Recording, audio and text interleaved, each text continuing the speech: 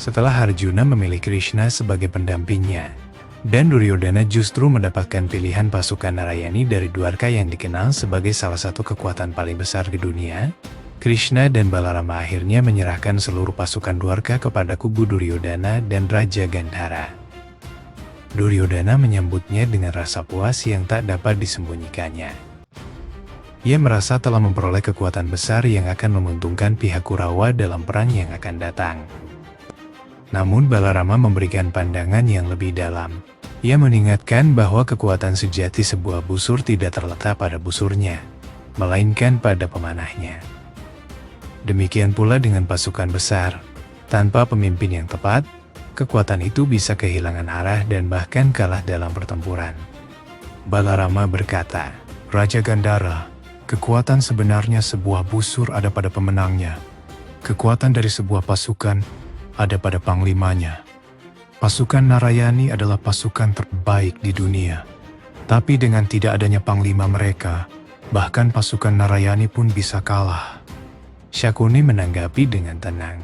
Ia menegaskan bahwa pihaknya tidak perlu khawatir, karena mereka memiliki para ksatria besar seperti Bhisma, Guru Drona, dan Raja Anggakarna yang dianggap tak tertandingi di medan perang.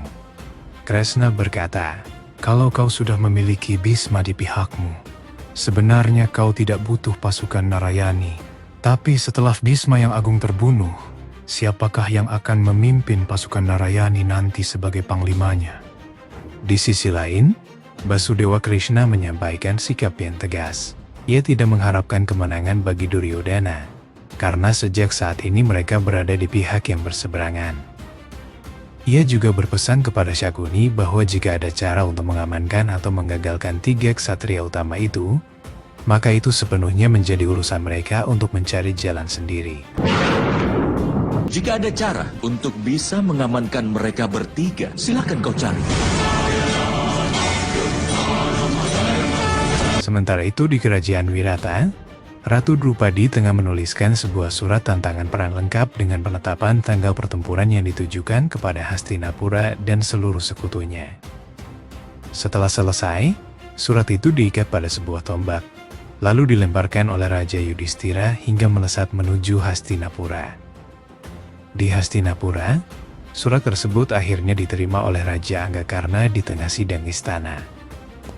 Pangeran Duryodhana dengan penuh kebanggaan mengumumkan kepada seluruh hadirin bahwa pasukan Narayani dari Dwarka kini telah berada di pihak Kurawa.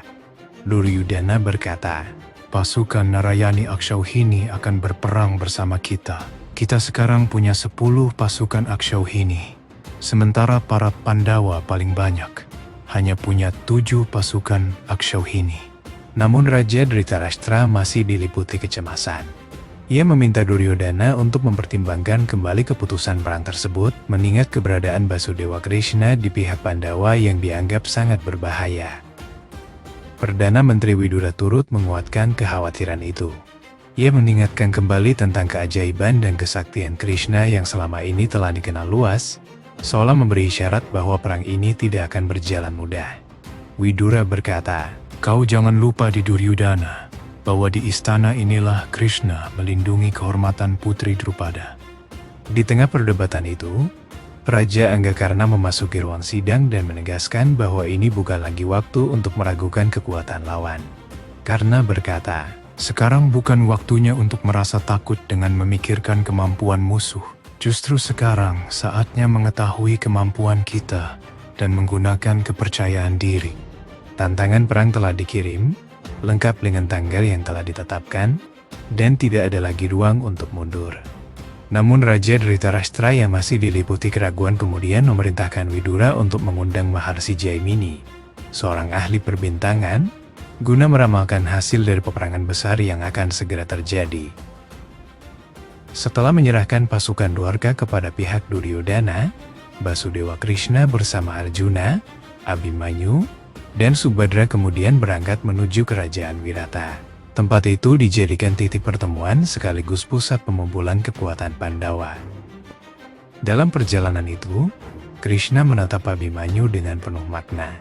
Ia mengingatkannya untuk bersiap memikul peran besar di masa depan sebagai pemimpin perang. Krishna berkata, Tugasmu untuk memimpin perang ini dari kemungkinan kalah menjadi sebuah harapan besar untuk menang akan dilakukan olehmu. Aku harap tanggung jawab yang sebesar itu tidak membuatmu merasa takut. Krishna juga menegaskan bahwa ia akan selalu berada di belakang panglima perang. Ia bahkan menyinggung bahwa tradisi lama akan runtuh seiring gugurnya Bhisma, dan dari sana akan lahir babak baru yang dimulai oleh keberanian Abhimanyu. Di kerajaan Wirata, seorang pelayan datang menyampaikan kabar kedatangan Arjuna dan rombongannya kepada Ratu Drupadi. Mendengar itu, sang ratu dipenuhi kegembiraan. Ia segera memerintahkan perayaan besar sebagai bentuk penyambutan, sekaligus membagikan hadiah kepada rakyat atas namanya. Ratu Sudesna yang awalnya bersikap sinis mencoba memberi masukan kepada Drupadi. Ratu Sudesna berkata, "Aku tahu benar bahwa kalau kau memenangkan perang, maka raja penerus selanjutnya nanti adalah Abhimanyu. Tapi kalau kau kalah, Abhimanyu harus minta maaf pada Hastinapura dan tinggal di Dwaraka. Satu-satunya yang harus berkorban untukmu adalah kelima putramu sendiri dan bukan Abhimanyu." Namun Drupadi dengan tegas justru membalas dengan nasihat, mengingatkan bahwa ia belum memahami karakter sejati dari keturunan dinasti Raja Pandu, sebuah keluarga yang tidak pernah bertindak tanpa alasan. Bahkan dalam biaya mereka selalu menyimpan kekuatan besar.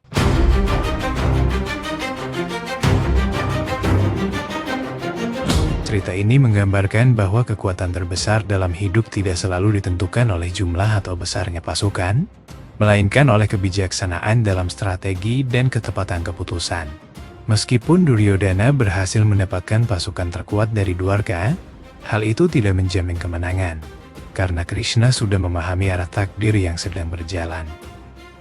Di sisi lain, para tokoh besar seperti Bhisma, Drona, dan Karna menunjukkan bahwa kekuatan tanpa kesadaran dan kebijaksanaan tetap bisa menjadi bagian dari permainan takdir yang lebih luas.